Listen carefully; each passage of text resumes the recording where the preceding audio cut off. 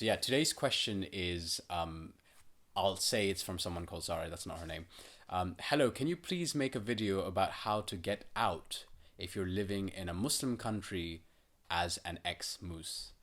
Just in case you don't know, ex-Mus is like a colloquial term ex-Muslims often use to refer to themselves because you don't always want to say ex-Muslim, ex-Muslim, ex-Muslim. As a girl in that situation, she's an ex-Muslim living in a Muslim country and with very strict Muslim parents. I'd love to hear your thoughts on this. Right. So, I think living with Muslim parents in itself is a very obviously a common problem for ex-Muslims.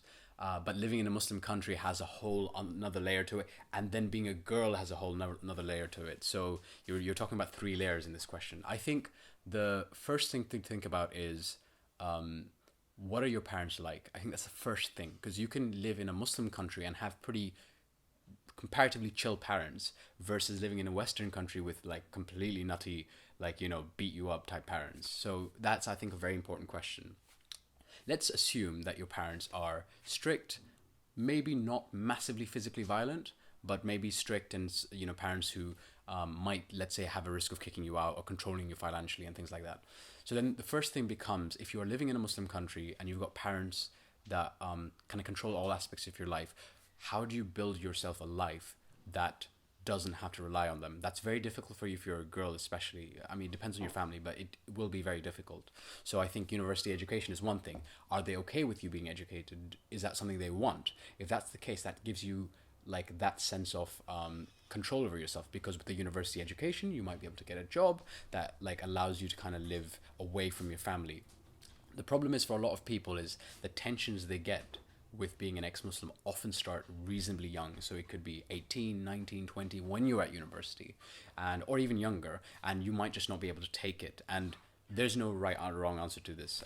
You might want to check my other video about advice on parents kicking people out. But the key is, if you're that young and you are not able to take that situation, there's a few things you need to do at the very least, which includes, going to some charities, talking to them, making sure you have ex-Muslim voices around you. They don't have to be real people that you know personally. They can be online.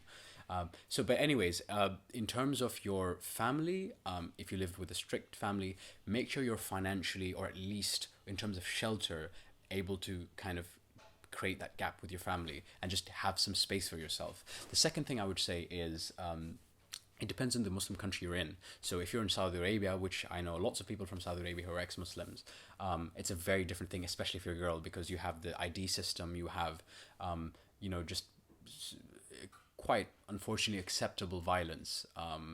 And, the mutawas are going to be kind of finding out who you are and things like that. So Saudi Arabia is a completely different case, for example. But if you live in, let's say, Pakistan, now Pakistan, it depends a lot on what sort of background you are. Are you from a middle class background? Are you from a very poor background? They also have an impact on, the risk with your state and with your family. But I would say the most important thing is that financial, that shelter, having a roof over your head, independence. Can you, if you need to get away, get that?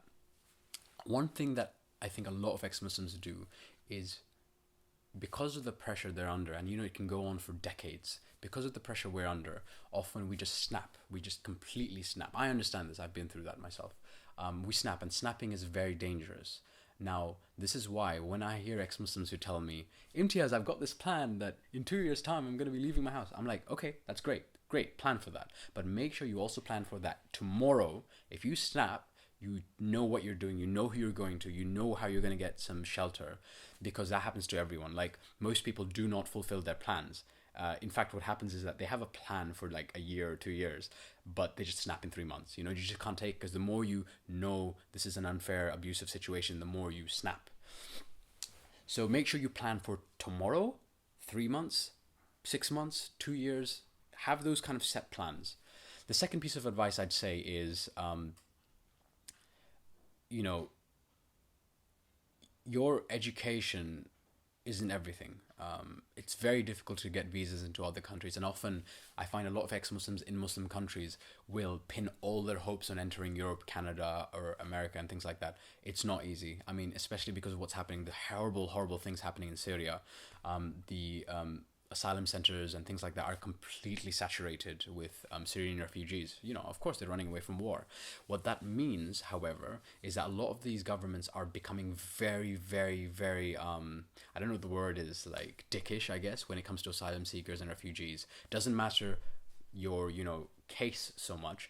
It just matters that they don't want to take people in, and that might mean that that $5,000, $10,000 you spent to try to get into the West illegally might be for nothing. You might be sent back or whatever, and that's very dangerous, as you can imagine. What I sometimes recommend to people is don't just think about Europe.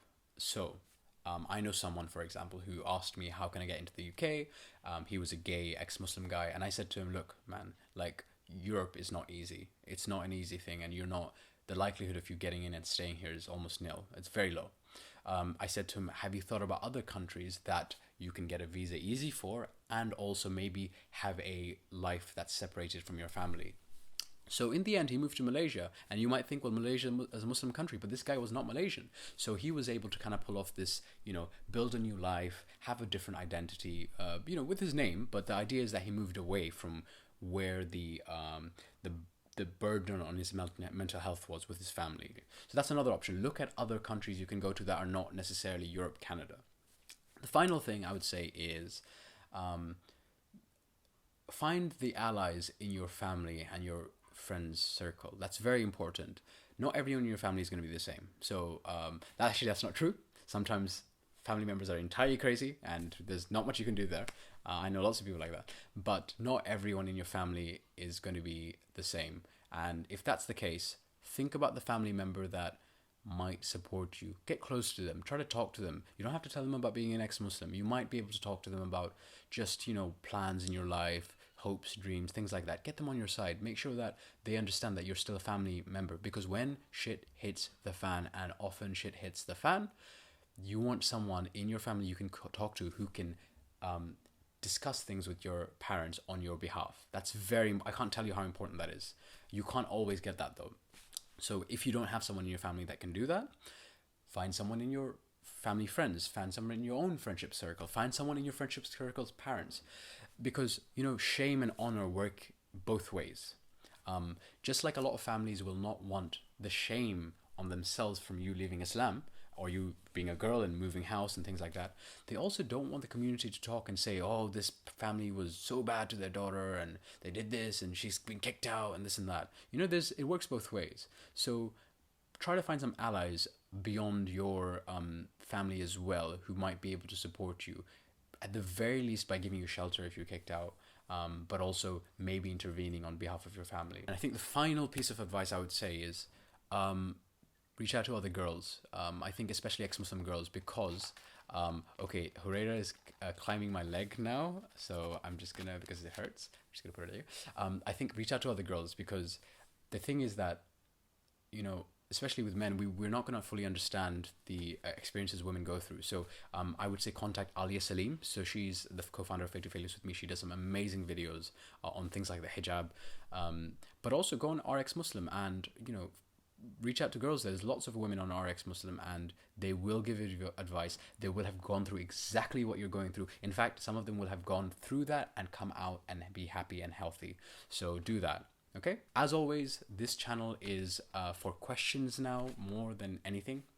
If you have any questions that you want me to answer, or even get someone else in who can help answer, let me know. Write it in the comments below. Send me a message on my Facebook page, or send me an email to the email below here.